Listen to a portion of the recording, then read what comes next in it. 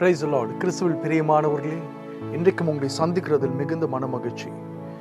இன்றைக்கு நம்முடைய செய்தியினுடைய தலைப்பு, நம்முடைய தேவைகள் எழும்புவதற்கு முன்பதாகவே தேவன் அதை எல்லாவற்றையும் அறிந்திருக்கிறார். தேவைகள் எழும்புவதற்கு முன்பதாகவே தேவன் எல்லாவற்றையும் சந்தித்திருக்கின்றார்.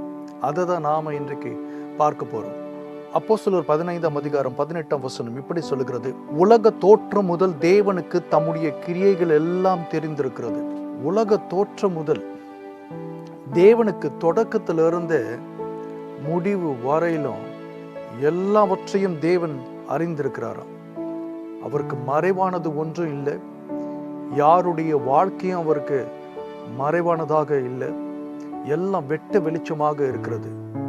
நாம பிறப்பதற்கு முன்பதாகவே நம்மை நன்றாக அறிந்திருக்கிறார். நம்முடைய ஒவ்வொரு நாளும், ஒவ்வொரு மணியும், ஒவ்வொரு நொடியும் நம்முடைய வாழ்க்கையில நாம வாழ்ந்து கொண்டிருக்கின்ற வாழ்க்கை எப்படிப்பட்டது என்பதை தேவன் முன்கூட்டியே அறிந்திருக்கிறார். ஆகவேதான் வேதம் சொல்லுது, தேவனுக்கு தம்முடைய கிரியைகள் எல்லாம் உலக தோற்றத்திற்கு முன்பதாகவே தெரிந்திருக்கிறது. ஆரம்பத்துல இருந்தே அவருக்கு தெரியும். எதுவும் அவருக்கு புதுசு இல்லை. நமக்கு தான் அது அதிர்ச்சியா இருக்கலாம், நாம எதிர்பாராத ஒரு சூழ்நிலையா இருக்கலாம். ஆனா தேவனுக்கு அது அதிர்ச்சியான தகவல் கிடையாது. நம்முடைய வாழ்க்கையில வரக்கூடிய பிரச்சனைகளும் போராட்டங்களும் தேவைகளும் அவருக்கு எந்த விதமான ஆச்சரியத்தை கொடுக்க போறதே கிடையாது. காரணம், அவர் உலக தோற்றம் முதல் தம்முடைய கிரியைகள் எல்லாம் அவருக்கு தெரிந்திருக்கிறது. நம்முடைய வாழ்க்கையும் கூட அவருக்கு தெரியும். எல்லாவற்றையும் அவர் தெரிந்தபடியினாலே தேவன் நம்முடைய தேவைகளை சந்திக்க வல்லவராக இருக்கிறார். அதை தான் நாம் இன்றைக்கு புரிந்து கொள்ள வேண்டும். அவர் எல்லாவற்றையும் தெரிந்து வைத்திருக்கிறபடினாலே நமக்கு தேவை என்று நம்முடைய வாழ்க்கையில ஒன்று எழும்புவதற்கு முன்பதாகவே அதை சந்திக்கக்கூடியவராய் தேவன் இருக்கிறார். அதனாலதான் இயேசு ஆண்டவர் கூட நாம பிதாவினிடத்துல ஜெபிக்க போகும்போது கூட மத்தேயு 6:8 சொல்றாரு, உங்கள் பிதாவை நோக்கி நீங்கள் வேண்டிக் கொள்கிறதற்கு முன்னமே உங்களுக்கு இன்னது தேவை என்று அவர் அறிந்திருக்கிறார். பாருங்க, ஜெபிக்கும் போது கூட பிதாவுக்கு தெரியும். நாம ஜெபிக்கிறதுக்கு முன்பதாகவே நம்முடைய தேவைகள் என்னவென்று அவருக்கு தெரியும். அதற்கேற்றார் போல நீங்க ஜெபிக்கணும் அப்படின்னு. நாம் எந்த விதமான பதற்றம் அடையக்கூடாது, பயப்படக்கூடாது, முறுமுறுக்க கூடாது, கலங்க கூடாது. மாறாக நிதானமா, சந்தோஷமா, சமாதானத்தோடு, எந்த விதமான பயம் இல்லாம ஆண்டவர் நிச்சயமாக என் தேவைகளை சந்திப்பார், அவருக்கு எல்லாம் தெரியும் சொல்லி நீங்க ஸ்தோத்திரத்தோடு கூட உங்களுடைய விண்ணப்பத்தை ஆண்டவருக்கு தெரியப்படுத்தலாம். பாருங்க, இயேசு ஆண்டவர் வாழ்ந்த காலகட்டத்துல அங்க இருந்த அந்த எருசலேம் ஆலயத்தை பராமரிக்கிறதுக்காக எல்லா யூதர்களும் 20 வயதுக்கு மேற்பட்ட எல்லா ஆண்களும் அரை செக்கல் வரி பணத்தை செலுத்த வேண்டியதா இருந்தது. டாக்ஸ் கட்டணும். அதை கொண்டு அந்த ஆலயத்தை அவர்கள் பராமரித்தார்கள். அப்படி ஒரு முறை பேதுரு ரோட்ல நடந்துட்டு வரும்போது இந்த வரி வசூலிக்கிறவன் பேதுருவை பார்த்துட்டான். பாருங்க எந்த அளவுக்கு அவங்க கணக்கை கரெக்டா வச்சுட்டு இருந்தாங்கன்னாக்கா, அந்த வருஷம் அந்த ஆனுவல் டாக்ஸை பேதுருவும் இயேசு ஆண்டவரும் கட்டவே இல்லை. அதை அவன் பிடிச்சிட்டான். பாருங்க, பேதுரு ரோட்ல நடந்து போகும்போது மத்தேயு 17:24 வாசிக்கிறோம். அவர்கள் கப்பர்நகூமில் வந்தபோது வரி பணம் வாங்குகிறவர்கள் பேதுருவினிடத்தில் வந்து, உங்கள் போதகர் வரி பணம் செலுத்துகிறது இல்லையா என்று கேட்டார்கள். செலுத்துகிறார் என்றான். பாருங்க, இயேசு ஆண்டவர் டாக்ஸை பக்காவா கட்டிட்டு வந்திருக்கிறாரு. அந்த வருஷம் ஆனுவல் டாக்ஸை கட்டல. ஸோ இந்த விஷயத்தை கேட்டுட்டு டாக்ஸ் கட்டணும் அப்படின்னு சொல்லிட்டு அவன் வீட்டுக்குள்ள பேதுரு நுழைகிறாரு. இயேசு ஆண்டவர் வீட்டுக்குள்ள உட்கார்ந்துட்டு இருக்கிறாரு. அப்ப 25 வாசிக்கிறோம், அவன் வீட்டிற்குள் வந்தபோது அவன் பேசுகிறதற்கு முன்னமே, பாருங்க, தேவை என்று ஒன்று எழும்புவதற்கு முன்பதாகவே தேவன் அதை அறிந்தவராய் இருக்கிறார். அவன் பேசுவதற்கு முன்னமே இயேசு அவனை நோக்கி, சீமோனே, உனக்கு எப்படி தோன்றுகிறது? பூமியின் ராஜாக்கள் தீர்வையையும் வரியையும் தங்கள் பிள்ளைகளிடத்திலோ அந்நியர்களிடத்திலோ யாரிடத்தில் வாங்குகிறார்கள் என்று கேட்டார். அதற்கு பேதுரு, அந்நியரிடத்தில் வாங்குகிறார்கள் என்றான். இயேசு அவனை நோக்கி, அப்படியானால் பிள்ளைகள் அதை செலுத்த வேண்டுவதில்லையே அப்படின்னு சொல்லி அந்த டாக்ஸை குறித்து அவங்கிட்ட பேசுறாரு, ஆலோசிக்கிறாரு. பேதுருக்கு ஒரு பிரமித்து போயிருப்பாரு. எப்படிரா இது, இப்பதான் வரும்போதே ரோட்ல ஒருத்தன் பிடிச்சி டாக்ஸ் கட்டலையான்னு கேட்டான், சொல்லலான்னு நாம நினைக்கிறதுக்கு முன்னாடி அதை குறித்து கரெக்டாக பேசுறாரு அப்படின்னு சொல்லி. அதுக்கப்புறம் பேதுரு கிட்ட சொல்றாரு ஆண்டவர். பேதுரு பாருங்க, அது வரையிலும் இது மாதிரி ரோட்ல வந்து என்னை பிடிச்சிட்டாங்க, டாக்ஸ் கட்டணும்னு சொல்றாங்க, வரி பணத்தை கேட்குறாங்க, உங்களுக்கும் எனக்கும் அப்படின்னு எதுவுமே சொல்லலை. ஏசு ஆண்டவர் பின்னாடி சொல்றாரு, ஆகிலும் நாம் அவர்களுக்கு இடரலா இராதபடிக்கு 27ஆம் வசனத்துல, நீ கடலுக்கு போய் தூண்டில் போட்டு முதலாவது அகப்படுகிற மீனை பிடித்து அதன் வாயை திறந்து பார், ஒரு வெள்ளி பணத்தை காண்பாய், அதை எடுத்து எனக்காகவும் உனக்காகவும் அவர்களிடத்தில் கொடு என்றார். ஆமென். பாருங்க, தேவனுக்கு எல்லாம் தெரியும். நம்முடைய தேவைகள் எழும்புவதற்கு முன்பதாகவே தேவன் சகலத்தையும் அறிந்திருக்கிறார். அது மாத்திரமல்ல, நம்முடைய தேவைகள் எழும்புவதற்கு முன்பதாகவே தேவன் அதை சந்தித்திருக்கிறார். இவங்க 2 பேரும் வரி பணம் கட்டணும், என்னன்னு தெரியல, அப்போ கையில காசு இல்லையான்னு. ஆனா ஆண்டவர் வேறொரு ஏற்பாடு சொன்னார் பேதுரு கிட்ட, நீ போய் கடலுக்கு போய் தூண்டில் போடு, முதலாவது அகப்படுகிற மீனோட வாயை திறந்து பாரு, அங்க ஒரு வெள்ளி பணம் இருக்கு, அதை எடுத்துன்னு போய் உனக்காகவும் எனக்காகவும் டாக்ஸ் கட்டு அப்படின்னு சொன்னாரு.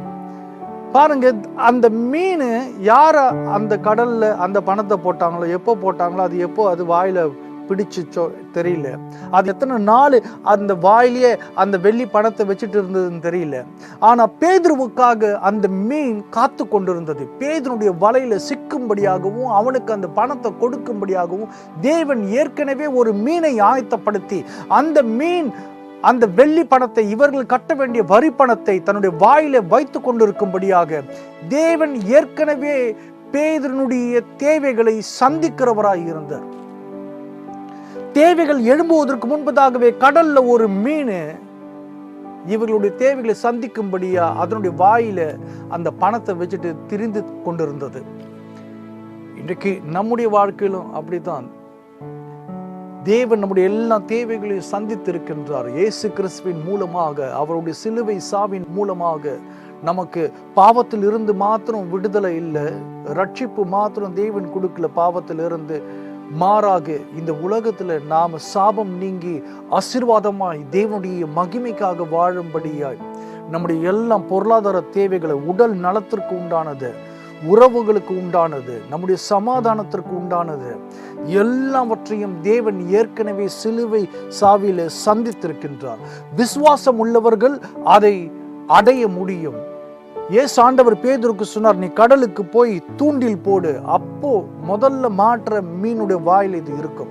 ஒருவேளை ஏசு ஆண்டவருடைய வார்த்தைக்கு கீழ்ப்படியாம, அதை விசுவாசிக்காம பேதுரு கடலுக்கு போகாம தூண்டில் போடாம இருந்திருந்தா அன்றைக்கு அவனுடைய தேவைகள் சந்திக்கப்பட்டு இருக்காது. ஸோ யாரெல்லாம் ஏசு ஆண்டவரை விசுவாசிக்கிறார்களோ, அவர் நமக்காக மரித்தார் சிலுவையில், நம்முடைய சாபங்களை ஏற்றுக்கொண்டு நமக்கு ஆசீர்வாதத்தை கொடுத்திருக்கிறார் என்று விசுவாசிக்கக்கூடிய யாராய் இருந்தாலும் அவருடைய விசுவாசத்தின் மூலமாக தேவன் ஏற்கனவே நம்முடைய தேவைகளை சந்தித்திருக்கின்றார். அதை நாம் பெற்றுக்கொள்ள முடியும், அடைய முடியும்.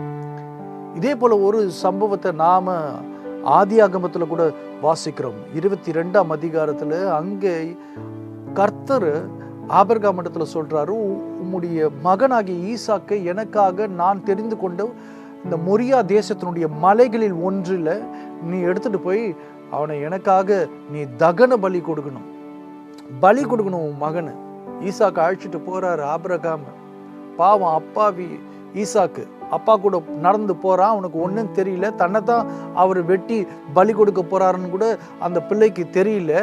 அவன் கேட்குறான் அவங்க அப்பா கிட்ட, அப்பா நாம தகன பலி கொடுக்கறதுக்காக போறோம்னு சொன்னீங்க, கட்டை இருக்குது, நெருப்பு இருக்குது, உங்க கையில கத்தி இருக்குது, ஆனா ஆட்டுக்குட்டி எங்க? அவனுக்கு ஏற்கனவே இது பழக்கப்பட்ட ஒரு விஷயம். அதனால அவன் கேட்குறான், ஆடு எங்கப்பா அப்படின்னு சொல்லி.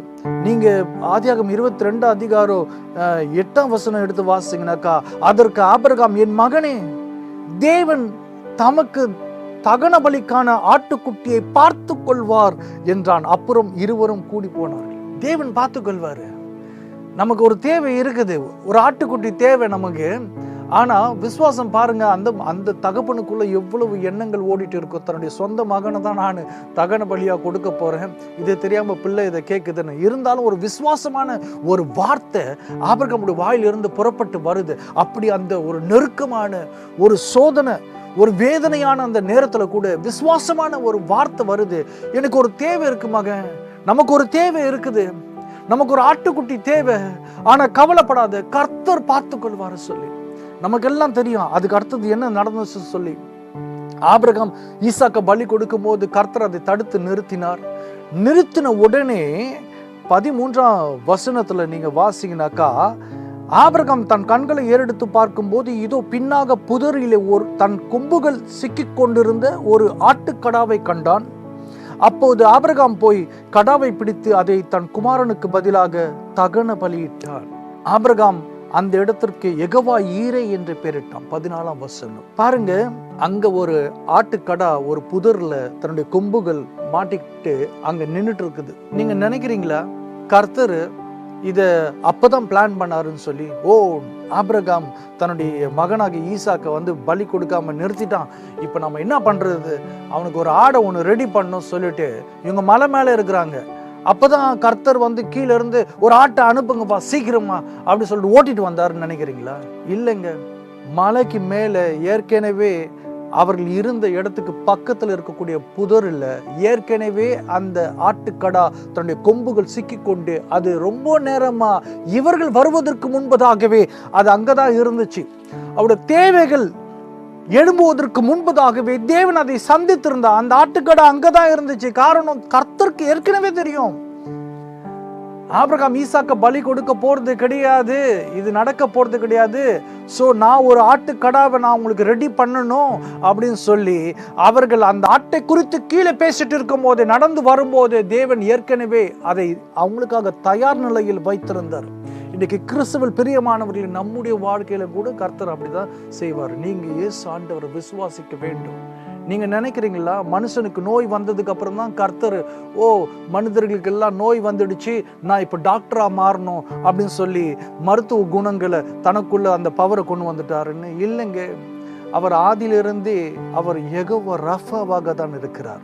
நம்மை சுகப்படுத்துகிற தேவன் தான். மனுஷனுக்கு நோய் என்று வருவதற்கு முன்பதாகவே அவர் யெகோவா ராஃபா சுகப்படுத்துகிற தேவனாக இருக்கிறார்.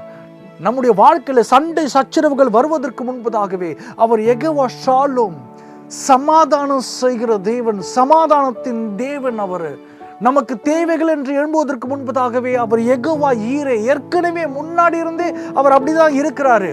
நமக்கு பிரச்சனை வருவதற்கு முன்பதாகவே அதை தீர்த்து வைக்கக்கூடிய கர்த்தராக அவர் இருக்கிறார். எதையும் புதுசா கர்த்தர் செய்ய போறது கிடையாது. நாம பாவத்துல விழுவதற்கு முன்பதாகவே அவர் நம்மை பரிசுத்தமாக்குகிற கர்த்தர் யெகோவா மெகாதேஸ். இன்னைக்கு நம்முடைய தேவைகள் அப்படி சந்திப்பார். இந்த செய்தி கேட்டுக்கொண்டு ஒவ்வொருவருக்கும் அப்படியே செய்வாரு. கலங்காதீங்க, ஐயோ நான் சிக்கிக்கொண்டேன், இந்த சூழ்நிலையிலிருந்து என்னை யாரும் விடுவிக்க முடியாதுன்னு சொல்லி பதறாதீங்க. கர்த்தருக்கு எல்லாம் தெரியும். அவரால் மீட்கக்கூடாத இடத்துல நீங்க இல்லவே இல்லை. அதற்குண்டான தீர்வு அவருக்கு தெரியும். ஏற்கனவே கிறிஸ்து இயேசுவின் மூலமாக அதை அவர் சந்தித்திருக்கின்றார். நீங்க இயேசு ஆண்டவரை விசுவாசிங்க. இன்றைக்கு அற்புதம் நடக்க போகிறது. ஆமென். கண்களை மூடி நாம ஜெபிக்கலாமா? Thank you Lord. இப்போதும் ஆண்டவரே, இந்த செய்தியை கேட்டுக்கொண்டிருக்கக்கூடிய யாரா இருந்தாலும் ஒரு வல்லமை அவர்களை தொடும்படியா இயேசுவின் நாமத்துல ஜெபிக்கிறேன். வீட்டை நடத்த, பிள்ளைகளை படிக்க வைக்க, வீட்டு வாடகை கட்ட, பிள்ளைகளுக்கு திருமணம் செய்து வைக்க, புதிய வியாபாரத்தை தொடங்க, தேங்க்யூ லார்ட். அதிகமான மருத்துவ செலவுகளில் சிக்கி கொண்டிருக்கிற குடும்பங்கள் எல்லாம் சுகமடையும்படியா, அந்த செலவுகள் எல்லாம் அவர்களை விட்டு நீங்கும்படியா ஜெபிக்கிறேன். தேவையற்ற செலவீனங்கள் மறையட்டும். கடன் பிரச்சனையில் இருந்து பிள்ளைகள் மீண்டு வரட்டும். ஆண்டவரே, மீதியானதை ஆண்டவர் அப்பா பிள்ளைகள் சேர்த்து வைக்கும்படியாய், வங்கி கணக்குகள் ஏறும்படியாய் ஜெபிக்கிறேன் சாமி. பிள்ளைகள் உன் நாமத்தின் மகிமைக்காக எல்லா சௌக்கியத்தையும் எல்லா பாக்கியத்தையும் பெற்றவர்களாக அவர்கள் மாறட்டும். ஆண்டவரே, இன்றைக்கும் ஒரு அற்புதம் நடக்கும்படியாய் நஸ்ரீனாக இயேசுவின் நாமத்தில் ஜெபித்து உம்முடைய ஜனத்தின் மீது ஆசீர்வாதத்தை வைக்கிறேன். எங்கள் ஜீவனுள்ள நல்ல பிதாவே, ஆமேன் ஆமேன். God bless you all. பிரியமானவர்களே, ஒருவேளை நீங்கள் சென்னையில் இருந்தீங்கன்னாக்கா என்னுடைய மாதாந்திர கூட்டங்கள் சென்ட் ஜார்ஜ் ஸ்கூலில், பச்சை கல்லூரி எதிரில் இருக்கக்கூடிய சென்ட் ஜார்ஜ் ஸ்கூலில் 3வது 4வது நாட்டுக்கு நடக்குது. கலந்து கொள்ளுங்கள். என்னுடைய யூடியூப் ஃப்ரெட்ரிக் சில்வஸ்டர்ங்கிற பேரில் இருக்குது. அங்கே போய் பாருங்கள், நிறைய செய்திகள் உங்களுக்கு ஆசீர்வாதமாக இருக்கும். ஆமேன். God bless you. கிறிஸ்து ஆறுதலின் தேவன் ஊழியங்கள் கடந்த 20 ஆண்டுகளுக்கு மேலாக இயேசுவினுடைய நற்செய்தியை அநேகருக்கு அறிவிக்கும் பணியில் இருந்து வருகிறது. நீங்களும் எங்கள் மாதாந்திர கூட்டங்களுக்கு வந்து கலந்து கொள்ளும்படி அன்புடன் அழைக்கின்றோம். ஜெப விண்ணப்பங்கள் இருந்தால் எங்களை தொடர்பு கொள்ளலாம். இயேசு கிறிஸ்து கொடுக்கக்கூடிய ஆறுதலையும் ஆத்ம ரட்சிப்பையும் அநேகருக்கு பகிர்வோம். கர்த்தர் உங்களை ஆசீர்வதிப்பாராக.